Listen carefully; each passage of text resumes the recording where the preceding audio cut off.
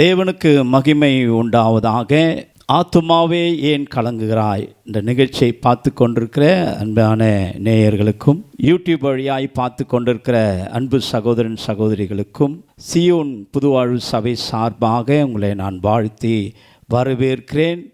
கர்த்தருடைய வார்த்தைக்கு நாம் கேட்பதற்கு முன்பதாக நாம் கொஞ்ச நேரம் ஆண்டவருடைய நாமத்தை மகிமைப்படுத்தி ஒரு பாடலை பாடுவோம். என்னோடு கூட சேர்ந்து பாடுவோம்.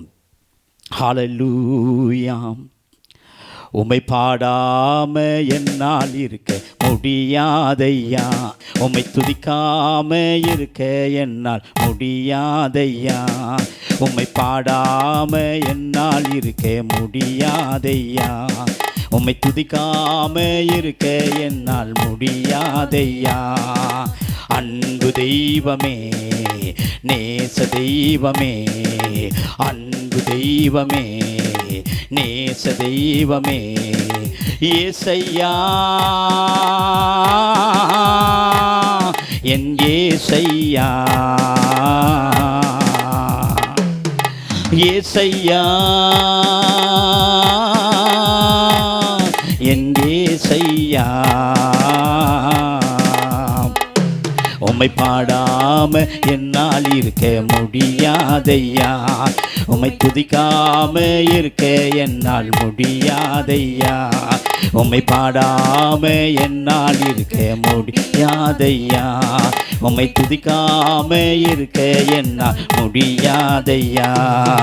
மனுஷ பார்க்கின்ற வண்ணமா நீ பார்த்ததே இல்லை, பட்சபாதம் எதுவுமே உம்மிடம் இல்லை, யாருமே நீ அற்பமாக பார்த்ததே இல்லை. புழுதியில் இருந்து என்னை தூக்கி எடுத்தீரே, பலவீனன் என்று பாராமல் அணைத்து கொண்டீரே, புழுதியில் இருந்து என்னை தூக்கி எடுத்தீரே, பலவீனன் என்று பாராமல் அணைத்து கொண்டீரே. உம் அன்பிற்கு ஈடினை இல்லையப்பா, உம் இரக்கத்துக்கு முடிவேதான் இல்லையப்பா, உம் அன்பிற்கு ஈடினை இல்லையப்பா, உம் இரக்கத்துக்கு முடிவேதா இல்லையப்பா. உம்மை பாடாம என்னால் இருக்க முடியாதையா, உம்மை துதிக்காம இருக்க என்னால். எல்லாம் சேர்ந்து பாடுவோமா? ஓ, உம்மை பாடாம என்னால் இருக்க முடியாதையா, உம்மை துதிக்காம இருக்க என்னால் முடியாதையா. ஏழைகளின் பலனெல்லாம் நீதானையா, எளியவனுக்கு திடனெல்லாம் நீதானையா, சிறுமைப்பட்டவன் நம்பிக்கையெல்லாம் நீதானையா, திக்கற்ற பிள்ளைகளின் தகப்பன் நீரே, உம்மை நம்புகின்ற யாவரையும் நீ கைவிடவே மாட்டீ. திக்கற்ற பிள்ளைகளின் தகப்பன் நீரே, உம்மை நம்புகின்ற யாவரையும் நீ கைவிடவே இல்லை. ஒரு தாயை போல தேற்றுகின்ற தெய்வம் நீரே, தகப்பனை போல சுமக்கின்ற தெய்வம் நீரே, ஒரு தாயை போல தேற்றுகின்ற தெய்வம் நீரே, தகப்பனை போல சுமக்கின்ற தெய்வம் நீரே. உம்மை பாடாம என்னால் இருக்க முடியாதையா, உம்மை துதிக்காம இருக்க என்னால் முடியாதையா. சேர்ந்து படம். உம்மை பாடாம என்னால் இருக்க முடியாதையா, உம்மை துதிக்காம இருக்க என்னால் முடியாதையா. அன்பு தெய்வமே, நேச தெய்வமே, அன்பு தெய்வமே, நேச தெய்வமே, ஏசையா, என் ஏசையா, ஏசையா, என் ஏசையா, என் ஏசையா. எங்களை நேசிக்கிற நல்ல தகப்பனே, ஆண்டவரே, உம்முடைய வார்த்தை கேட்பதற்கு முன்பதாக எங்களுடைய செவிகள் எல்லாம் திறக்கும்படியாக நாங்கள் செபிக்கிறோம். இந்த வார்த்தை கேட்டிருக்கிற ஒவ்வொரு பிள்ளைகளையும் விடுவிப்பீராக.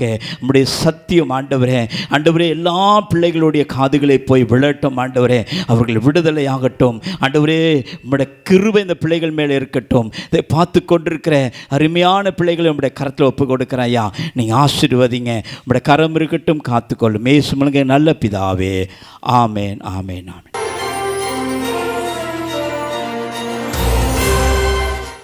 ஆண்டவராகிய இயேசு கிறிஸ்துவின் நாமத்தினாலே சீயோன் புதுவாழ்வு சபையின் சார்பாக இந்த நிகழ்ச்சியை பார்த்து கொண்டிருக்கிற யாவருக்கும் என் வாழ்த்துதலை நான் தெரிவித்துக் கொள்ளுகிறேன். இந்த கிருபையை கொடுத்த தேவாதி தேவனுக்கு நான் ஸ்தோத்திரங்களை செலுத்துகிறேன். இந்த வாய்ப்பினை கொடுத்த ஜாய் டிவி நிறுவனத்தாருக்கு நன்றியை தெரிவித்துக் கொள்ளுகிறேன். ஆத்துமாவே நீ ஏன் கலங்குகிறாய்? இந்த நிகழ்ச்சியை பார்த்து கொண்டிருக்கிற உங்கள் ஒவ்வொரையும் கர்த்தர் ஆசீர்வதிப்பாராக. இந்த நாட்களில் ஒரு வேத வசனத்தை நாம் வாசிக்கப் போகிறோம். என்னோடு கூட திருப்பிக் கொள்ளுங்கள் உங்கள் வேதத்தை. சங்கீதங்களின் புத்தகம் 22வது அதிகாரம் 24வது வசனம். உபத்திரப்பட்டவனுடைய உபத்திரவத்தை அவர் அற்பமாய் எண்ணாமலும் அருவருக்காமலும் தம்முடைய முகத்தை அவனுக்கு மறைக்காமலும் இருந்து தம்மை நோக்கி அவன் கூப்பிடுகையில் அவனை கேட்டருளினார். உபத்திரவப்பட்டவனுடைய உபத்திரவத்தை அவர் அற்பமாய் எண்ணாதிருக்கிற தேவன். அவர் ஒரு நாளும் நம்மை அருவருக்காத தேவன். அற்பமாய் எண்ணாதவர், அருவருக்காதவர், முகத்தை மறைக்காதவர், நாம் கூப்பிடும்போது பதிலை கொடுக்கிற ஒரு நல்ல தெய்வம். சகிக்க முடியாத வேதனையாக இருக்கலாம், தாங்க முடியாத துன்பமாய் இருக்கலாம், எதுவாக இருந்தாலும் ஆண்டவரே என்று நாம் கூப்பிடும் பொழுது அவர் நம்மை நோக்கி பார்க்கிறவராக இருக்கிறார். நம்முடைய சூழ்நிலையை பார்த்து நம்மை அருவருக்காத தெய்வமாக இருக்கிறார். நாம் கூப்பிடும்போது அவர் நமக்கு பதிலை கொடுக்கிற தெய்வமாக இருக்கிறார். இந்த வசனத்தின் அடிப்படையிலே சில சத்தியங்களை பார்க்க போகிறோம். என்னோடு கூட ஆதியாகமத்தின் புத்தகத்தை திருப்பிக் கொள்ளுங்கள். 16வது அதிகாரத்திலே கர்த்தருடைய வார்த்தையை நம்ம தியானிக்க போகிறோம். முதல் 2 வசனங்களை நான் வாசிக்கிறேன், நன்றாய் கவனிங்கள். ஆபிரகாமுடைய மனைவியாகிய சாராய்க்கு பிள்ளை இல்லாதிருந்தது. எகிப்து தேசத்தாலாகிய ஆகார் என்னும் பேர் கொண்ட ஒரு அடிமை பெண் அவளுக்கு இருந்தாள். சாராய் ஆபிரகாமை நோக்கி, நான் பிள்ளை பெறாதபடிக்கு கர்த்தர் என் கர்ப்பத்தை அடைத்திருக்கிறார், என் அடிமை பெண்ணோடே சேரும், ஒருவேளை அவளால் என் வீடு கட்டப்படும் என்றாள். சாராயின் வார்த்தைக்கு ஆபிரகாம் செவி கொடுத்தார். நன்றாய் கவனிங்கள். வாக்குத்தத்தம் பெற்றுக்கொண்ட ஆபிரகாமுக்கு இன்னும் குழந்தை இல்லை. ஆகவே சாராள் சொல்லுகிறார், என் அடிமை பெண்ணாகிய ஆகாரோடு சேரும், ஒருவேளை அவளால் என் வீடு கட்டப்படும்.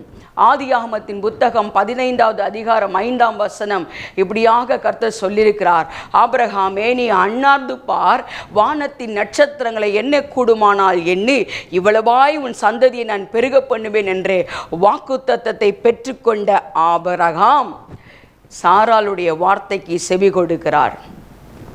அடிமை பெண்ணாகிய ஆகாரை ஆபிரகாமுக்கு மறுமனையாட்டியாக கொடுத்தார் என்று நாம் பார்க்கிறோம். என்ன கண்பான தேவனுடைய ஜனமே, ஒரு அடிமை என்பது என்ன? ஆகார் ஒரு எகிப்திய அடிமை பெண், சம அந்தஸ்தை பெற முடியாதவள், தன்னுடைய விருப்பத்தையும் வெறுப்பையும் சொல்லக்கூட உரிமையற்றவள், ஒதுக்கப்பட்டவள், புறக்கணிக்கப்பட்டவள்.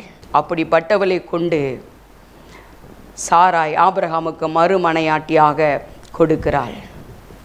எனக்கு அன்பான தேவனுடைய பிள்ளைகளே, சாராளுடைய எண்ணத்தின் பிரகாரமாய் ஆகார் கர்ப்பவதி ஆகிறாள். நல்லா கவனிங்கள். அவள் ஆகாரோடு சேர்ந்தபோது தான் கர்ப்பவதி ஆனதை கண்டபோது தன் நாச்சியாரை அற்பமாக எண்ணினாள்.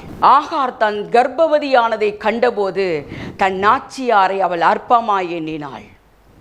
நம்முடைய வாழ்க்கையில தேவனுடைய பிள்ளைகளே, ஏதாவது ஒரு காலகட்டங்களில் மனிதர்களுடைய தயவு கர்த்தர் நமக்கு கொடுப்பார். சில மனிதர்கள் மூலமாய் சில உதவிகளை கொடுப்பார்.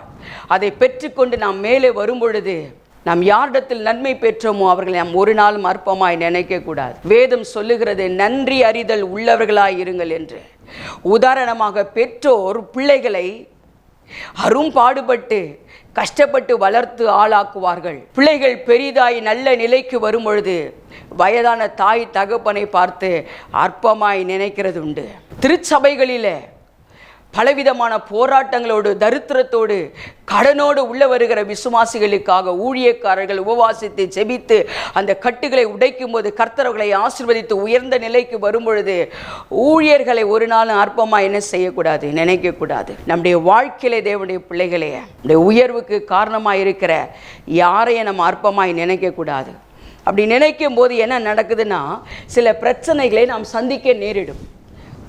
ஆகார் அப்படிதான் தனக்கு வாழ்க்கை கொடுத்த சாராளை, இவ்வளவு மேன்மை கொடுத்த சாராளை தன் கர்ப்பவதியானதை கண்டு அவர் அற்பமாய் நினைத்த போது வேதம் சொல்லுகிறது, ஆபிரகாமுடைய அனுமதியோடு சாராள் கடினமாக ஆகாரை நடத்தினார்கள், மிகவும் கடினமாக நடத்தினார்கள். வசனங்களை வாசிக்கிற நல்ல கவனியுங்கள். 6வது வசனம், ஆபிரகாம் சாராளை நோக்கி, இதோ உன் அடிமை பெண் உன் கைக்குள் இருக்கிறாள், உன் பார்வைக்கு நலமானபடி அவளுக்கு செய் என்றான். அப்பொழுது சாராய் அவளை கடினமாய் நடத்தினபடியால் அவள் அவளை விட்டு ஓடி போனாள். கர்த்தருடைய தூதனானவர் அவளை வனாந்திரத்திலே சூருக்கு போகிற வழி அருகே இருக்கிற நீருற்றண்டையில் கண்டு, சாராயின் அடிமை பெண் ஆகிய ஆகாரே, எங்கிருந்து வருகிறாய், எங்கே போகிறாய் என்று கேட்டார். அவள், நான் என் நாச்சியார் ஆகிய சாராய் விட்டு ஓடி போகிறேன் என்றாள். அப்பொழுது கர்த்தருடைய தூதனானவர், நீ உன் நாச்சியார் அண்டைக்கு திரும்பி போய் அவள் கையின் கீழ் அடங்கி இரு. சாராளை அற்பமாய் நினைத்த போது சாராள் அவளை கடினமாக நடத்தினாள். ஒரு கர்ப்பவதி தன்னை இனிமே யாரும் அடிமைன்னு சொல்ல முடியாது, நல்ல ஒரு நிலைக்கு வந்துட்டோன்னு சொல்லி நினைச்ச அந்த அடிமை பெண், இந்த வாழ்க்கையும் வேண்டாம், ஆபிரகாமும் வேண்டாம், சாராளும் வேண்டாம், உயிர் தப்பினால் போதும் என்று சாராயை விட்டு அவள் வனாந்திரத்துக்கு ஓடி போகிறாள். எனக்கு அன்பான தேவனுடைய பிள்ளைய கர்த்தர் சொல்லுகிறார், ஆகாரே, நீ திரும்பி போய் உன் நாச்சியாருடைய கையின் கீழே அடங்கி இருக்கணும். இன்னைக்கு நிறைய பிள்ளைங்க ஏதாவது ஒரு குடும்பத்தில் பிரச்சனை, கணவரோட பிரச்சனை, உடனே குடும்பத்தை விட்டு ஓடி போகணும். சபையில் பிரச்சனை, சபையை விட்டு ஓடி போகணும். வேலையில் ஒரு பிரச்சனை, வேலையை விட்டுட்டு ஓடி போகணும். கர்த்தர் சொல்லுகிறார், செபித்து தானே இதெல்லாம் வாங்கின, உன் வாழ்க்கை, உன் வேலை, உன் சபை செபித்து தானே வாங்கின. சின்ன போராட்டம் வரும்பொழுது அதை விட்டு ஓட வேண்டும் என்கிற எண்ணம் உனக்கு வரக்கூடாது. கர்த்தர் சொன்னார், அங்கே கொடுமை தான், ஆகாருக்கு கொடுமை தான். ஆனால் ஆண்டவர் சொன்னார், நீ திரும்பி போய் உன் நாச்சியாரின் கையின் கீழே அடங்கி இரு. கர்த்தராக உன்னை வேறு பிரிக்க நாள் வரும் வரைக்கும் தேவனுடைய பிள்ளைய உன் வேலையில், உன் சபையில், உன் குடும்பத்தில் நீ அடங்கி இருக்கத்தான் வேணும். காரணம் உன் பாதுகாப்பிற்காக, உன் ஆசீர்வாதத்திற்காக. ஆண்டவர் சொன்னார், நீ போய் உன் நாச்சியார் அண்டைக்கு அடங்கி இரு. ஆகாருக்கு மிகுந்த ஆச்சரியம், கேள்விக்குறி. இவ்வளவு கொடுமையை தாங்க முடியாமல் ஓடி வருகிறேன். நான் ஒருவேளை நினைக்கிறேன், சாப்பிட நேரம் இல்லை, தூங்க நேரம் இல்லை, வேலையோ வேலை, தப்பிச்சா போதும் தானே, வழியே தெரியாத வனாந்தரத்துக்கு ஓடி வந்தா திரும்ப போய் அவள் கையின் கீழே அடங்கிருன்னு சொன்னால் நான் எப்படி இருப்பேன் ஆண்டவரே, இந்த உபத்திரவத்தை என்னால் தாங்க முடியாதே அப்படி நான் உள்ளத்தில் எண்ணி இருக்கக்கூடும். ஆகவே ஆண்டவர் அவளுக்கு ஒரு அழகான வார்த்தையை கொடுக்கிறார் பாருங்க. 11வது வசனத்தில், பின்னும் கர்த்தருடைய தூதனானவர் அவளை நோக்கி, நீ கர்ப்பவதியாய் இருக்கிறாய், நீ ஒரு குமாரனை பெறுவாய், கர்த்தர் உன் அங்கலாய்ப்பை கேட்டபடினால் அவனுக்கு இஸ்மவேல் என்று பெயரிடுவாயாக. நீ சோர்ந்து போகாத, கொடுமை நடக்குதுன்னு கலங்கி போகாத. உன் கர்ப்பத்தில் நீ ஒரு ஆண் பிள்ளையை சுமந்து கொண்டிருக்கிற. அந்த ஆண் பிள்ளை கர்த்தர் உன் அங்கலாய்ப்பை கேட்டபடினாலே அவனுக்கு இஸ்மவேல் என்று பெயரிடுவாயாக என்று சொல்லுகிறார். ஏன் அந்த அங்கலாய்ப்பு? ஆகாருடைய அங்கலாய்ப்பு என்னவா இருந்திருக்கிறோம்? எனக்கு இழைக்கப்பட்ட இந்த அநீதியை கேட்க யாரும் இல்லையா? எனக்கு நீதி செய்ய யாரும் இல்லையா? என்னை விசாரிக்க ஒருவரும் இல்லையா? என்னை தேற்ற யாரும் இல்லையா என்று அவ இருதயத்தில் ஒவ்வொரு நாளும் அவ அங்கலாய்த்திருக்க கூட தேவ பிள்ளைய, எனக்கு யாரும் இல்லையே, யாரும் இல்லையே, யாரும் இல்லையே, எனக்கு இழைக்கப்பட்ட இந்த நீதியை கேட்கறதுக்கு யாருமே இல்லையே. அவ உள்ளத்தில் அந்த அங்கலாய்ப்பு இருந்ததுனால தான் ஆண்டவர் சொன்னார், உன் அங்கலாய்ப்பை நான் கேட்டபடினாலே உனக்கு பிறக்க போகிற மகனுக்கு இஸ்மவேல் என்று பெயரிடுவாயாக. இஸ்மவேல் என்பதற்கு அர்த்தம் என்ன? கர்த்தர் உன் சத்தத்தை கேட்டார். அல்லேலூயா. உன் அங்கலாய்ப்பை கேட்கிற தெய்வம் ஒருவர் உண்டு என்பதை மறந்து போகாதே. உனக்கு இழைக்கப்படுகிற அநீதியை பார்க்கிற தெய்வம் ஒருவர் உண்டு என்பதை மறந்து போகாதே. உனக்காக வழக்காடுகிற தெய்வன் ஒருவர் உண்டு என்பதை நீ மறந்து போகாதே. தேவனுடைய பிள்ளைய, ஆகாருக்கு மிகப்பெரிய நம்பிக்கை வாழ்க்கையில்.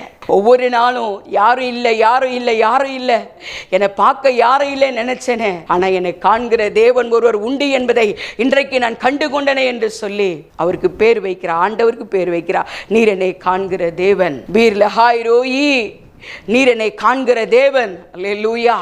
ஆகாரை மட்டுமல்ல, உன்னையும் என்னையும் காண்கிற தேவன் ஒருவர் உண்டு. அந்த நம்பிக்கை ஒரு நாள் நீ இழந்து போகக்கூடாது தேவ பிள்ளைய. அந்த பெலன், அந்த வார்த்தையின் பெலன், அவள் திரும்ப சாராளிடத்தில் வந்து 13 வருடங்கள் அங்கே அடங்கி இருந்தாள். அல்லேலூயா. 13 வருடங்கள் அங்கே அடங்கி இருந்தாள் தேவனுடைய பிள்ளைய. நன்றாய் கவனியுங்கள். ஆபிரகாமுக்கு கர்த்தர் வாக்கு கொடுத்தபடியே ஈசாக்கை பெற்றெடுக்கிறார். ஈசாக்கை பிறந்தபோது ஆகாருக்கு பிறந்த குமாரன் இஸ்மவேல் ஈசாக்கை பரியாசம் பண்ணுகிறதை கண்டு சாராள் சொல்கிற வார்த்தை நன்றாய் கவனிங்கள். ஆதியாகமம் 21வது அதிகாரம் 9-10 வாசிக்கிறேன். பின்பு எகிப்து தேசத்தாலாகிய ஆகார் ஆபிரகாமுக்கு பெற்ற குமாரன் பரியாசம் பண்ணுகிறதை சாராள் கண்டு ஆபிரகாமை நோக்கி, இந்த அடிமை பெண்ணையும் இந்த அவள் மகனையும் புறமே தள்ளும். இந்த அடிமை பெண்ணின் மகன் என் குமாரனாகிய ஈசாக்கோடு சுதந்திரவாளியாக இருப்பதில்லை. 16வது அதிகாரம் 2ஆம் வசனத்திலே சேர்த்துக்கொள்ளு, ஒருவேளை இவளால் என் வீடு கட்டப்படும் என்று சொன்ன சாராள் இப்போ சொல்லுகிறார், இந்த அடிமை பெண்ணையும் ஆபிரகாமுக்கு பெற்ற குமாரன் தான் தன் மகன் என்று சொல்லக்கூட யோசித்து அவள் மகனையும் புறம்பே தள்ளும். சேர்த்து கொள்ளும் சொன்ன அதே வாய்தான் இன்னைக்கு புறம்பே தள்ளுன்னு சொல்லுது. புறம்பே தள்ளும், என் மகனோடு இவன் சுதந்திரவாளியாக இருப்பதில்லை. நிகழ்ச்சியை பார்த்து கொண்டிருக்கிற அநேக தேவ பிள்ளைகளுக்கு நான் சொல்லுகிற காரியம் என்னவென்றால், சில நேரங்களில் சில மனிதர்கள் நம்மை பயன்படுத்தி கொண்டு தூக்கி எறிவார். நம்மை உபயோகப்படுத்தி கொண்டு நம்மால் நன்மையை பெற்றுக்கொண்டு நம்மால் உயர்வை பெற்றுக்கொண்டு தூக்கி எறிவார்கள். ஒரு நாளும் சோர்ந்து போகாத. கர்த்தர் சொன்னார், நன்மை செய்தால் உனக்கு மேன்மை இல்லையோ, உன் நன்மைக்கு ஏற்ற உன் நல்ல இருதயத்துக்கு ஏற்ற பலனை கர்த்தர் கொடுப்பார். மனுஷன் உயர்த்தணும் நமக்கு அவசியம் இல்லை. தேவன் ஒரு மனுஷனை உயர்த்த வேண்டும் என்று தீர்மானம் செய்தால் அதை ஒருவனும் தடை செய்ய முடியாது. தூக்கி எறிகிறார்கள். ஆண்டவர் சொல்கிறார், ஆபிரகாமுக்கு நீ அனுப்புப்பா, நீ ஆகார அனுப்பு, நான் பார்த்துக்கிறேன். இனிமேல் ஆகார் இங்கே இருக்க முடியாது. நன்றாய் கவனிங்கள். அழகான வசனம். ஆதியாகமம் 21:14 ஆபிரகாம் அதிகாலையில் எழுந்து அப்பத்தையும் ஒரு துருத்தி தண்ணீரையும் எடுத்து ஆகாருடைய தோளின் மேல் வைத்து பிள்ளையும் ஒப்பு கொடுத்து அவளை அனுப்பிவிட்டாள். புறப்பட்டு போய் பெயர்சேபா வனாந்திரத்தில் அலைந்து திரிந்தாள். இனிமே என்னை அடிமை இல்லை, என் வாழ்க்கை மாறிடுச்சு, என் எதிர்கால ஆசீர்வாதமாக இருக்கும்னு யாரால நினைக்கும் நடக்கும்னு நினைச்சாலோ அதே நபர்களால் துரத்தி விடப்படுகிற அனுபவம் ஆகாருக்கு. மனுஷர் மேலே நம்பிக்கை வச்சா சில நேரங்கள் அப்படிதான் ஆகும். நம்பி வந்த ஆபிரகாம் சாராலே எனக்கு மிகுந்த ஆச்சரியம் என்னன்னா, ஒரு கழுதையின் மேலே ஆகாரை வைத்து பெற்ற பிள்ளையும் கொடுத்து கொஞ்சம் தண்ணீரையும் அப்பத்தையும் கொடுத்து அனுப்பிவிட்டார்கள். ஒரு 10 கன்றுக்குட்டியோ ஆடோ 4 வேலைக்காரியை அனுப்பியிருந்தா கூட அவங்க வனாந்தரத்தில் பிழைச்சிருந்துருப்பாங்க. இப்போ என்ன நோக்கத்தோடு அனுப்பப்பட்டார் என்று எனக்கு தெரியலை. வனாந்திரம், பெயர்சேபாங்கிறது பாலைவனம். நேகோ பட்டணத்தில் மிகப்பெரிய பாலைவனம். போகிற இடம் தெரியாது. நீக்கு அநேக பெண்கள் ஏதாவது ஒரு பிரச்சனை, கணவரோட பிரச்சனைனா போய் அம்மா வீட்டில் போய் உட்காந்துக்கிறோம் இல்லையா, மாமியார் ஏதாவது சொன்ன அம்மா வீட்டில் போய் உட்காந்துக்கிறோம். ஆனால் ஆகாருக்கு போகிற இடமே தெரியாது, சொந்த பந்தமே இல்லை, முழுக்க பாலைவனம். கையில் இருந்த தண்ணீரும் தீர்ந்து விட்டது, அப்பமும் தீர்ந்து விட்டது. இந்த குழந்தையை வைத்து கொண்டு அந்த வனாந்திரத்தில், பெயர்சேபா வனாந்திரத்தில், பாலைவனத்தில் அவள் அலைந்து திரிந்தாள் என்று எழுதப்பட்டிருக்கிறது. தேவனுடைய பிள்ளைகளை, எலக்ட்ரிசிட்டி இல்லை, தண்ணி இல்லை, ஆகாரம் இல்லை, மனித நடமாட்டம் இல்லை, வீடுகள் இல்லை. எத்தனை நாள் அந்த பாலைவனத்தில் தண்ணி தீர்ந்த பிறகு இருந்தார்கள் என்று தெரியல. எனக்கு தெரிந்து ஒரு 2 நாள் இருந்திருக்கலாம். பாலைவனத்துடைய சூடு, வறட்சி, தண்ணீர் இல்லை, ஆகாரம் இல்லை. பிள்ளை ஒரு பக்கம் கதறுது, தாயால் ஒன்றும் செய்ய முடியல. தாயார் தீர்மானித்தாயின கொஞ்ச நேரத்தில் இந்த பிள்ளை சாக போகுது, இந்த பிள்ளை சாகிறதை என்னால் பார்க்க முடியாதுன்னு சொல்லி அந்த பிள்ளைய ஒரு செடியின் கீழே போட்டுட்டு கொஞ்சம் தூரம் போய் உட்கார்ந்து ஓன்னு சத்தமிட்டு அழுகிறா, ஓன்னு சத்தமிட்டு அழுகிறா. தண்ணி இல்லை, ஆகாரம் இல்லை, மனித நடமாட்டம் இல்லை. இந்த பிள்ளையை நான் எப்படி காப்பாற்றுவது ஆண்டவரே? இந்த பிள்ளை ஓன்னு கத்துது பாருங்க. வேதத்தில் ஒரு அழகான வசனம் 16-17, பிள்ளை சாகிறதை நான் பார்க்க மாட்டேன் என்று சொல்லி எதிராக அம்பு பாயும் தூரத்தில் போய் உட்கார்ந்து சத்தமிட்டு அழுதாள். 17வது வசனம், தேவன் பிள்ளையின் சத்தத்தை கேட்டார். ஆகாரம் அழுறாங்க, பிள்ளையும் அழுது. ஆனா வேதம் சொல்லுது பிள்ளையின் சத்தத்தை கேட்டார். ஏன் பிள்ளையின் சத்தத்தை கேட்டார்? தந்தையாகிய ஆபிரகாம் மறந்தாலும், தாயாகிய ஆகார் காப்பாற்ற முடியாமல் திணறி போய் மறந்து நின்றாலும், சாகட்டும் என்று நின்றாலும், மறக்காத தெய்வம், உன்னை உருவாக்கின தெய்வம், மறக்காத தெய்வம் பிள்ளையின் சத்தத்தை கேட்டு இறங்கி வந்தார். அல்லேலூயா, அல்லேலூயா. ஆகாரை பார்த்து சொல்ல, ஆகார் என்ன சம்பவித்தது? உன்னை தூக்கி எறிந்த நபர்களுக்காக நீ ஏன் கவலைப்பட்டு இருக்கிற? உன்னை மறந்த, உன்னை கைவிட்ட நபர்களுக்காக நீ ஏன் வருத்தப்படுகிற? எழுந்து உன் பிள்ளையை எடு, அவனை பெரிய ஜாதியாய் ஆக்குவேன். அல்லேலூயா. வேதம் சொல்லுகிறது, ஆகாருடைய கண்களை கர்த்தர் திறந்தார். அந்த வசனத்தை வாசித்து நம்ம முடிக்க போகிறோம். 19ஆம் வசனத்தில், தேவனுடைய கண்களை திறந்தார். அப்பொழுது அவர் ஒரு தண்ணீர் துறவை கண்டு துருத்தியிலே தண்ணீர் நிரப்பி பிள்ளைக்கு குடிக்க கொடுத்தார். ஏற்கனவே தண்ணீர் துறவை உண்டாக்கி வைத்திருந்தார் தேவனுடைய பிள்ளைய. அதை பார்க்க கூடாதபடி ஆகாருடைய கண்களில் வேதனைகள், நம்பிக்கை துரோகம் செய்தவர்களை நினைத்து நினைத்து கண்ணீரின் அலைகள். கர்த்தர் அந்த கண்களில் தெளிவை உண்டாக்கின போது தனக்காய் தேவன் உண்டாக்கி வைத்த துறவை கண்டு இந்த தண்ணீரை குடித்து அவர் ஜீவன் தப்ப வாழ்ந்தார்கள். இன்றைக்கு அந்த துறவில் தண்ணீர் வந்து கொண்டே இருக்கிறது. ஆகாருடைய சந்ததி இன்றைக்கும் செல்வ சீமான்களாய் அரபியர்கள் அந்த உலகத்தில் வாழ்ந்து கொண்டு தான் இருக்கிறார்கள். என் தேவன் பொய் சொல்ல மனிதன் அல்ல, மனமாற மனுபுத்திரனும் அல்ல. அவர் சொல்லியும் செய்யாதிருப்பாரோ, வசனித்தும் நிறைவேற்றாதிருப்பாரோ. உனக்கு சொன்னதை செய்து முடிக்கும் வரைக்கும் உன்னை கைவிடவே மாட்டார் தேவனுடைய பிள்ளைய. ஆபிரகாம் மறந்தாலும், சாராள் மறந்தாலும், என் ஆண்டவர் அவளை பெரிய ஜாதியாய் மாற்றினார். திக்கற்ற பிள்ளைகளின் தேவன் அவர். என் வாழ்க்கையில் நடந்த சம்பவத்தை நான் சாட்சியாய் சொல்லுகிறேன். எல்லாருடைய வாழ்க்கையிலும் அந்த வனாந்திர அனுபவம், எல்லாருடைய வாழ்க்கையிலும் இருக்க அந்த வனாந்திர அனுபவம். என் வாழ்க்கையில் வனாந்திர அனுபவம் இருந்தது. சென்னை பட்டணத்தில் ஊழியம் செய்து கொண்ட எங்களை கர்த்தர் முழுநேர பணிக்காக அழைத்தார்.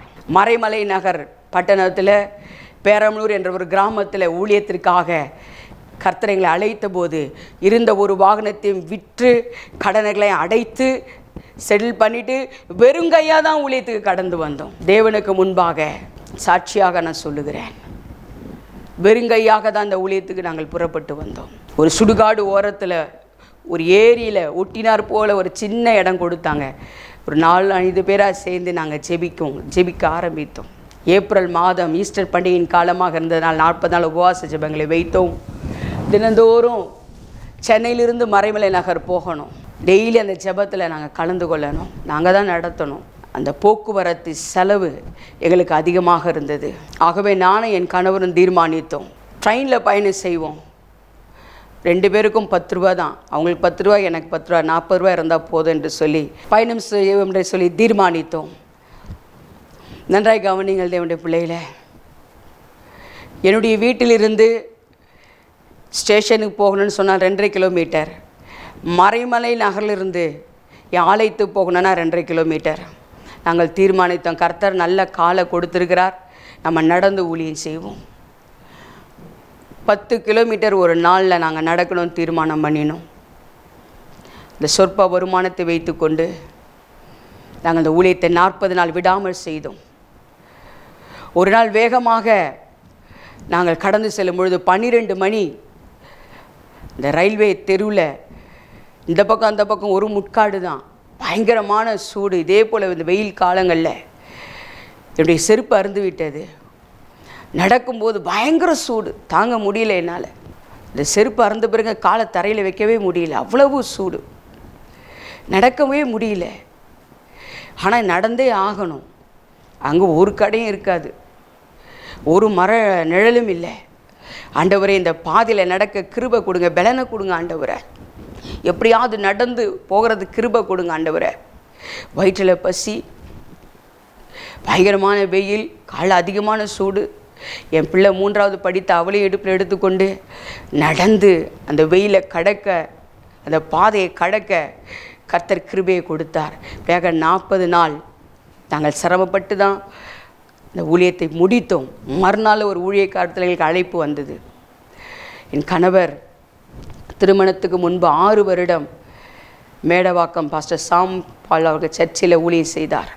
10 வருடத்துக்கு பிறகு அவர்களுக்கு தொலைபேசியில் அழைப்பு கொடுத்தார்.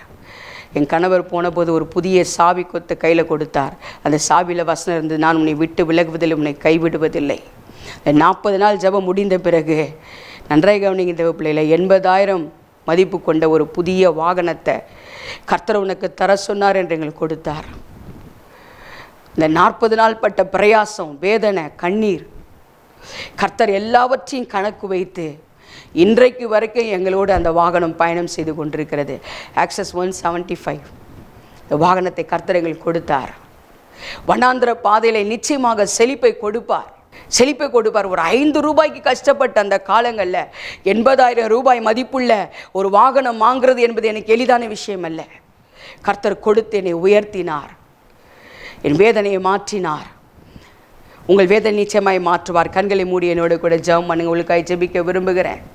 பரிசுத்த ஆவியானவரே, யாரெல்லாம் கூட இந்த நிகழ்ச்சியை பார்த்து கொண்டிருக்கிற பிள்ளைகள் இந்த வனாந்திர பாதையில் கடந்து போகிறார்களோ, வேதம் சொல்லுகிறதே, உபத்திரப்பட்டவனுடைய உபத்திரவத்தை ஒரு நாளும் அற்பமாய் எண்ணாத தெய்வம்,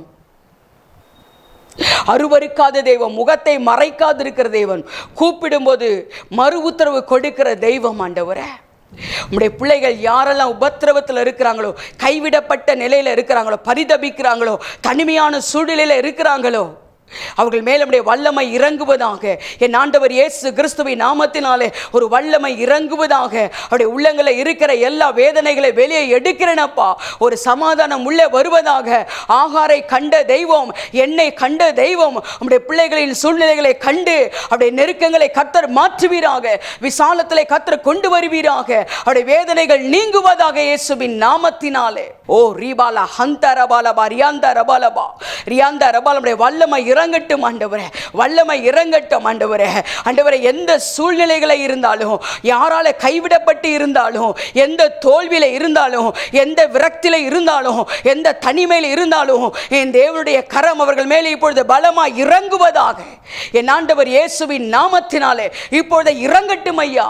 அப்படிப்பட்ட பிள்ளைகள் தேற்றப்படுவார்களாக. அவருடைய வாழ்க்கையில் ஒரு புதிய காரியத்தை செய்வீராக ஆண்டவரே. ஒரு புதிய துவக்கம் உண்டாகட்டும் ஆண்டவரே. புதிய வழிகள் திறக்கப்படட்டும். எல்லா தடைகளை உடைக்கிறோம் இயேசு கிறிஸ்துவின் நாமத்தினாலே. ஒரு ஆசீர்வாதத்தின் வாசல் திறக்கப்படும்படியா நாங்கள் செபிக்கிறோம் ஐயா. நீர் அப்படி செய்வதற்காக நன்றி செலுத்துகிறோம்.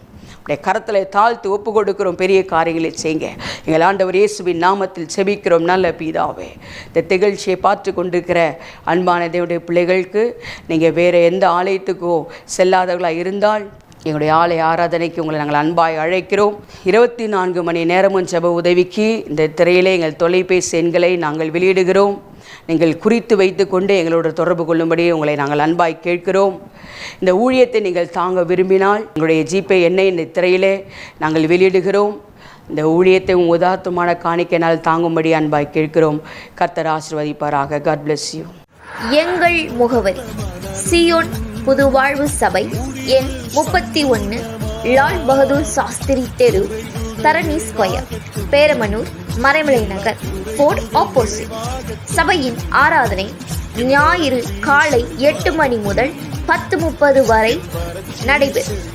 மாதந்தோறும் அமாவாசை அன்று கட்டுகளை உடைக்கும் ஜெபம் மாலை 6 மணி முதல் 9 மணி வரை நடைபெறும். இதில் வியாதியில் உள்ளவர்களுக்காகவும், பில்லி சூனியம் மாந்திரிகத்தின் பாதிக்கப்பட்டவர்களுக்காகவும் கட்டுகளை உடைத்து சிறப்பு ஜெபம் செய்யப்படும். யாவரையும் அன்போடு அழைக்கிறோம். அனுமதி இலவசம்.